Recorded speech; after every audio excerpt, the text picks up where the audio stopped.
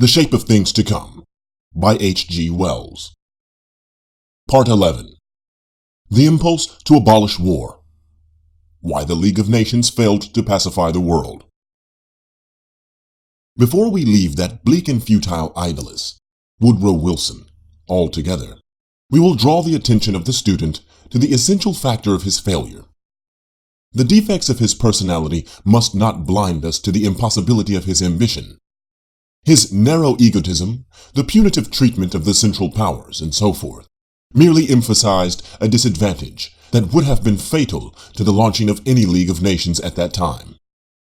There had been an insufficient mental preparation for a world system to operate. No ideology existed to sustain it. The world state, the modern state, was still only a vaguely apprehended suggestion.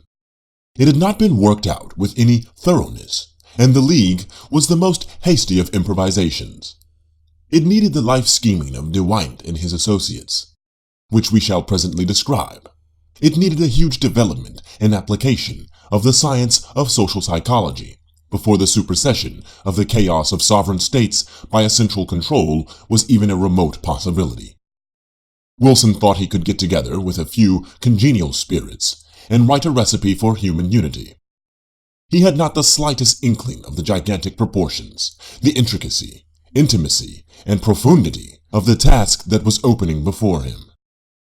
He attempted to patch up the outworn system of his time and pass it off as a new one. He did not dream of the monetary reconstruction, the need for a thoroughgoing socialism throughout the world, and for a complete revolution in education, before the peace and security of mankind could be established.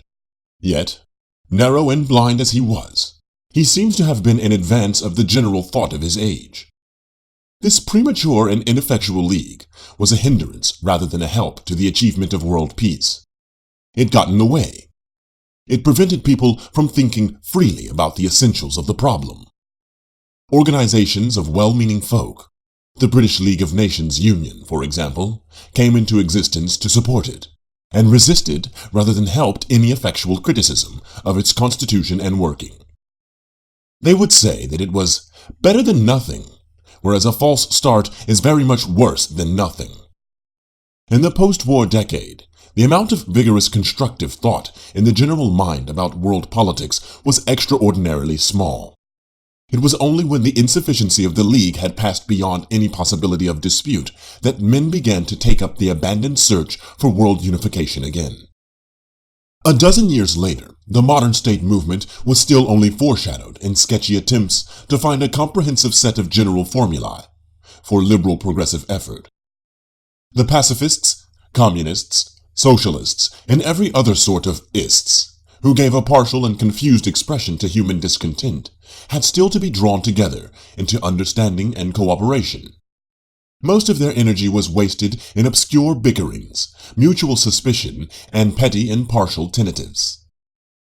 The middle of the century had been passed before there was any considerable body of modern state propaganda in education on Earth.